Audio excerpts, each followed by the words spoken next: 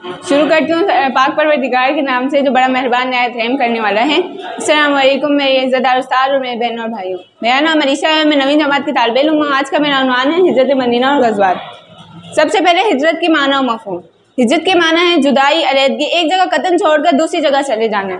इस्लाम में हिजरत का मफ़हूम है कि रज़ा इलाही के असूल के खातिर अपना असल वतन घर बार छोड़कर दूसरे मुल्क में सुकूनियत इख्तियार करना, जहाँ वह महकूम व मजलूम हो, जहाँ पर उसे इस्लाम के मुताबिक ज़िंदगी गुजारने पर पाबंदी हो, ऐसे हालात में नकल मकानी करने को हिजरत कहा जाता है। इस्लाम की सबसे पहली हिजरत हबशा और दूसरी हिजरत यसरब की तरफ हुई। हिजरत मदीना के असबाब। मदीना मुनव्वरा अरब का एक कदीम शहर है जो कि यसरब के नाम से मशहूर है और हुज़ूर सल्लल्लाहु अलैहि वसल्लम के हिजरत करने के बाद मदीनतुन नबी यानी हुज़ूर अकरम सल्लल्लाहु अलैहि वसल्लम का शहर और मदीना मुनव्वरा के नाम से मशहूर हुआ। एक तरफ मुशरिकीन मक्का की सहाबा कराम पर ज़्यादती या उरूज पर थी, तो दूसरी तरफ यसरब में मुसलमानों के लिए माहौल साजगार था।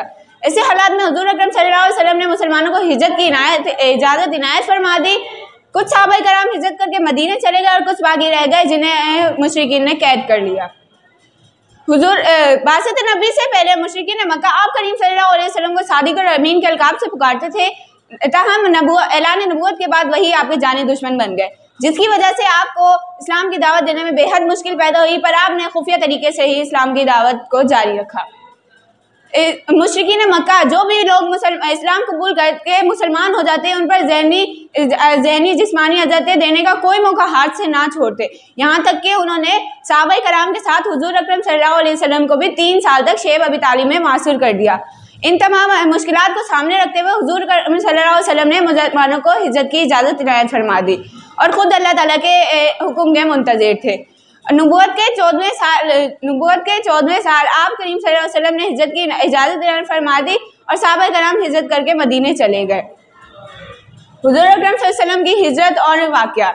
हुज़ूर अकरम सल्लल्लाहु अलैहि वसल्लम अपने 2 प्यारे साथी हज़रत अबू बकर सिद्दीक़ और हज़रत अली के साथ अल्लाह ताला के हुक्म के मुंतज़िर थे कि अल्लाह ताला हुक्म दे तो हिजरत करें।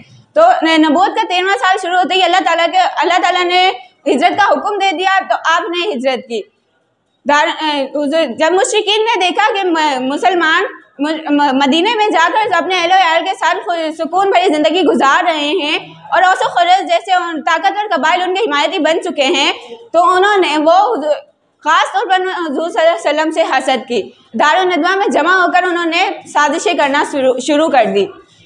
अल्लाह ताला हुज़ूर अकरम को अल्लाह ताला ने इनके मकर से पहले ही बाखबर कर रखा था, तो इस यहाँ तक हुज़ूर अकरम सल्लल्लाहु अलैहि वसल्लम के पास उनकी अमानतें रखी हुई थी, तो उनकी अमानतें हवाले करने के मालकान तक हवाले करने के लिए हज़रत अली को बुलाया और फरमाया कि आप मेरे बिस्तर पर मेरी चादर ओढ़कर सो जाएं और सुबह उठते ही ये अमानतें उनके मालकान को सुपुर्द करके आप भी मदीने आ जाएं।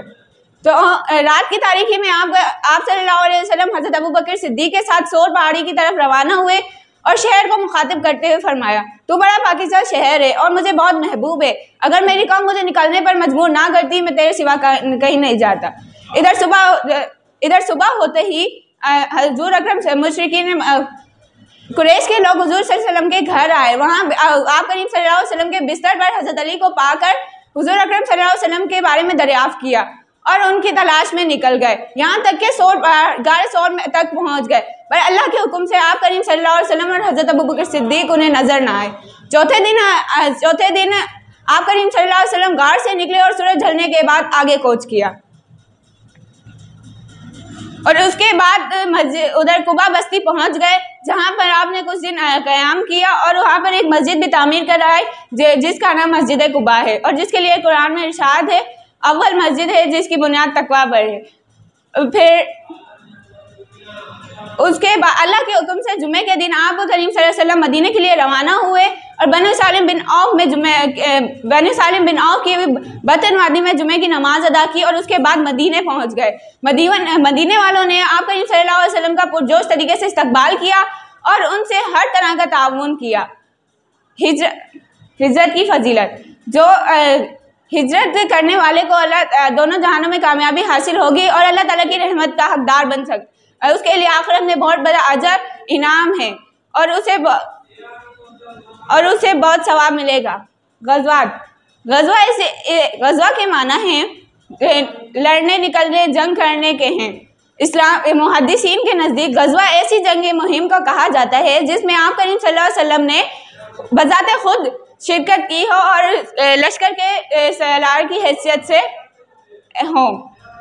जब आप करीम सल्लल्लाहु अलैहि वसल्लम हिजरत करके मदीने चले गए तो मुशरिकीन मक्का ने मदीने पर हमला करने के लिए कमर बस्त थे। तो आप करीम सल्लल्लाहु अलैहि वसल्लम ने रियासत मदीना की दिफा के लिए बहुत से जिहाद किए, जिनमें से गज़वा बदर, गज़वा उहद, गज़वा खंदक, गज़वा तबूक, फतह मक्का वगैरह है।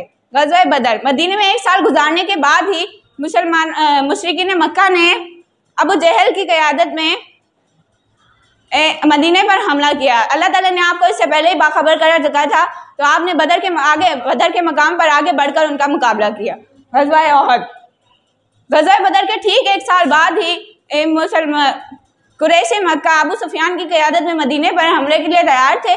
तो आप करीम सल्लल्लाहु अलैहि वसल्लम ने उहद के मकाम पर आगे बढ़कर मुकाबला किया। गज़वा खंदक, गज़वा खंदक को दूसरा नाम गज़वा अहज़ाब भी कहा जाता है, क्योंकि इसमें अल्लाह ताला ने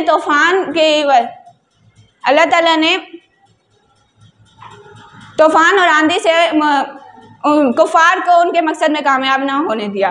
लिहाजा हमें चाहिए कि हम हुज़ूर अकरम सल्लल्लाहु अलैहि वसल्लम की अताअत व इत्बा करें और अल्लाह कलमत अल्लाह के लिए कोशिश रहें। इसी में ही दोनों जानों की कामयाबी है। शुक्रिया।